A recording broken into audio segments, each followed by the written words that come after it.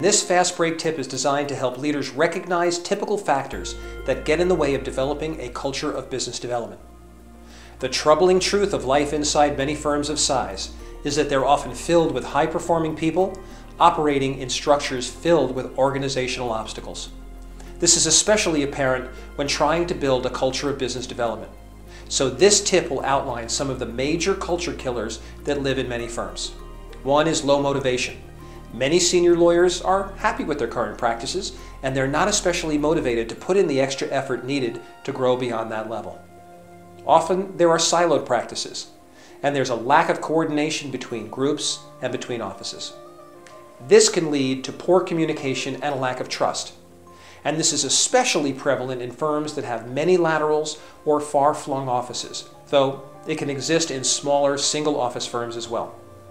Ineffective or dysfunctional groups, which could be due to weak leaders or because of challenging personalities and conflicts within a group. Another culture killer is inefficient teams. To get to another level of performance often requires teamwork, yet many firms do not invest the time, the energy, the systems, or technology to harness the benefits of group effort. Misaligned compensation. While leaders ask for certain kinds of business development activity, the comp system often rewards other contradictory behaviors. A lack of sales skills.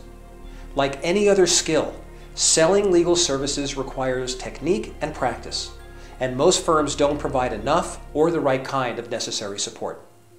Another culture killer is minimal accountability and inadequate follow-through. At the end of the day, developing new behaviors requires vigilance, repetition, and strong, committed leadership to drive the new behaviors into the fabric of an organization.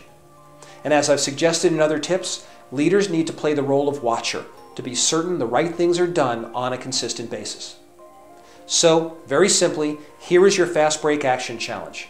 Identify and address at least one of the culture killers that live in your firm.